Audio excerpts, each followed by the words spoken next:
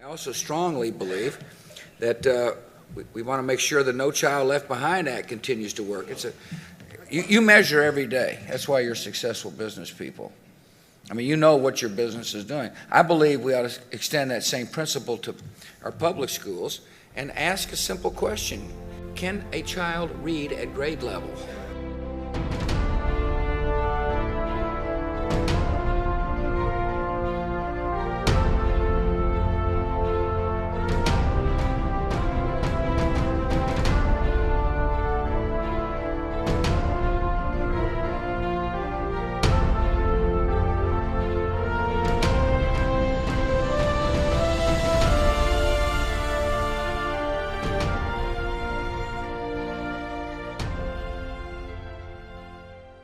It's time to come together to get it done so that we can truthfully say in America, no child will be left behind, not one single child. The president's nearly $48 billion education plan includes testing children annually to more closely monitor reading and math skills, rewarding schools where grades improve and punishing failing schools by cutting federal money to districts that don't show progress, and allowing parents of children in public schools that fail 3 years in a row to use tax dollars, government vouchers, to move their children to private schools.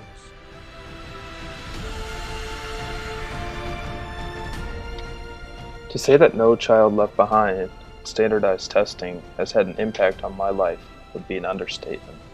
Entering school in 2001, one can say that my classmates and I are the inaugural generation of students to experience this learning environment. Coming together to get it done, were these just buzzwords and fluffy statements, or policy directives to guide the educational experience I would embark on? As a student, I was quickly becoming disillusioned with the system and spent years wading through the waters of American public schools. And other Democrats, including Senator Joe Lieberman, offered their own education plan, minus vouchers. That we cannot afford to wait any longer to craft a serious national response to what is clearly a serious national problem. Don't tell us that the only way to teach a child is to spend too much of a year preparing him to fill out a few bubbles in a standardized test. We know that's not true. It seemed like everyone had a plan, but no one had an answer. These plans were set to guide the next 13 years of my life.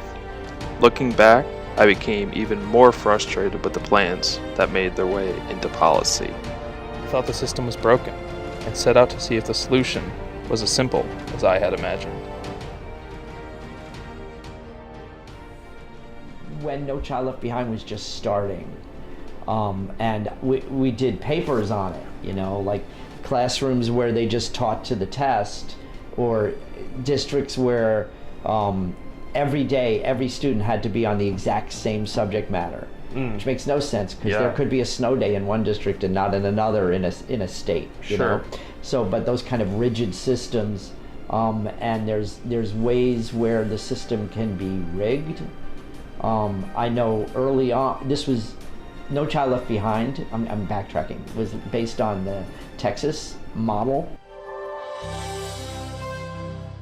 Part of the pushback to our analysis has been say, okay, there are problems with tests. There have been problems with tests for eons, not really, but decades anyway. The kind of insensitivity to instruction could be found in tests administered in the 60s and 70s. It's a necessary evil relative to the kinds of tasks that we're setting these tests to doing. So even if we're right that the tests are remarkably insensitive to instruction, there's no alternative, and we represent the highest quality version of that, says the vendor. New today at 5, KITV's Betty Cross joins us now live in North Austin. And I'm wondering, Betty, a lot of people said that they didn't know about this. You didn't know you could opt out. That's right. It is not an option according to the Texas Education Agency. It is an option, according to one Austin mom we talked to this afternoon. Edie Chamness is part of a growing online movement to opt out of state-required standardized testing. In the lower Hudson Valley, many districts reported that more than 25% of their students opted out. More than 1,700 elementary, middle, and high school students opted out of taking the PARCC test. Not a single junior showed up to take the Common Core Smarter Balance test this week. We looked at an essay every 2 minutes, a short answer every 5 seconds, every 10 seconds. We don't understand your kids. We don't understand anyone's kids. If the point of standardized testing was to be able to accurately gauge school and student progress, how could all of that be analyzed based on where students filled in bubbles on a test? How could any test take into account all the academic and cultural nuance that is each individual student or school? Not just being a college professor, but trained as a high school teacher in differentiated learning, and knowing there are different types of learners. I usually have a handout with step-by-step instructions, and I also put it online, and I also go over it in class, and I also go one by one around the class.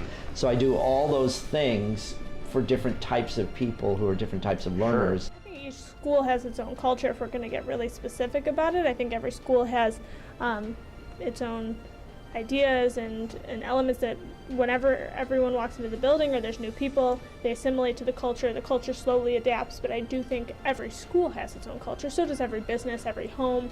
But yeah, I mean, certainly within a region, whether you're rural or city, because I taught when I was in public, it was a rural community versus I'm in the suburbs of a big city now teaching at a private school. I think that all of those are factors in what the culture of a school is like, or the students or population or parents, all of those things. So I think from this school to the school down the street could be a huge culture shift.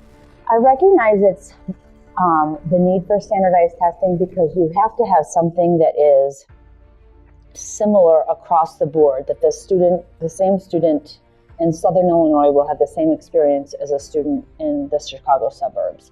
So I understand the need for a consistent way to measure of collecting data.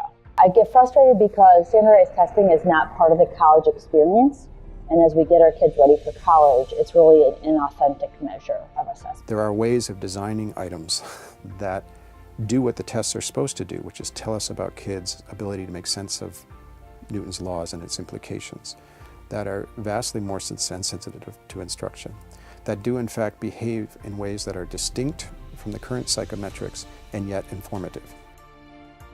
Looking from school to school, there's cultural changes and different expectations.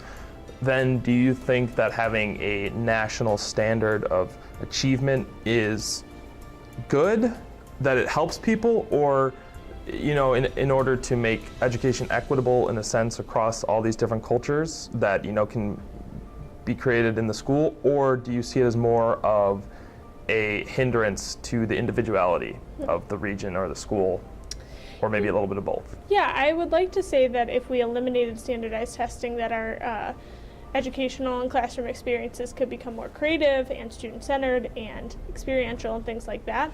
But I don't know, I mean, we would have to shift so many things for that to happen. So though I do think that maybe some educational experiences would be better and some curriculums would be taught better without the pressure of standardized testing, I don't know how that would be avoided. I think that I understand the necessity for data, and I understand the necessity to be able to track how well things are going. There has to be some sort of ability to do that. It can't all be subjective.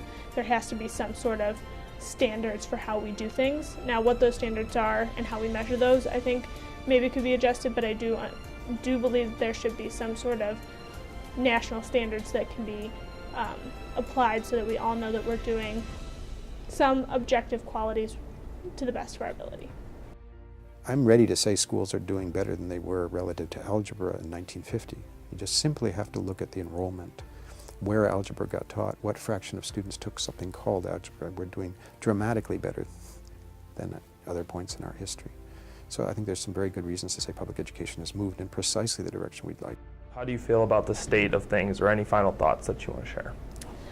Overall, I feel positive about the state of education. I think it's so individual based on teacher and student and how people engage in the system that I think it really is individual to the school or even the classroom that you're in. I think if a student wants to succeed, the education system really meets them and can challenge them. But I feel really positive about it overall. I think that we're moving in the right direction. I think there's much more emphasis on skill-based learning and project-based learning and things like that to slow progress, and we have all this new technology that sometimes a hindrance, but a lot of times it's a really positive tool for education. So I think things are moving along, and as we do more research, gather more data, utilize technology in a positive way, I think we'll continue to grow in figuring out what does it mean to have a standard for education. What is the standard as we grow in new information and new tools? I think the standard will continue to adjust and grow, and I think that that's good, and I think that overall I see a positive shift in education, and we'll take steps forward and back, but overall I think it's positive right now. How do you feel that the American education system stacks up against the world? Do you think that, like you say, we're more inclusive and so our numbers may not look as good, or what do you think? I think our numbers don't look as good because we care about people. I think our society is better. I have seen a change through my children growing up and through teaching at high school, and occasionally I sub just for fun at places, and how students are very tolerant. The bullying everybody talks about, I don't really see it. It might happen, I'm sure it happens because, you know, I read the news. Sure. But that, you know, if there's a student who's struggling with special needs, people seem to be very caring about that in ways that I don't remember when I was a kid, where people made fun of everybody. That to me is a better society. Sure. But it isn't going to make your grades better Sure. on a standardized test. Sure. But if you miss a question on a standardized test that you can learn or look up quickly on your phone, I don't see how that makes you a less capable student or professional down the road.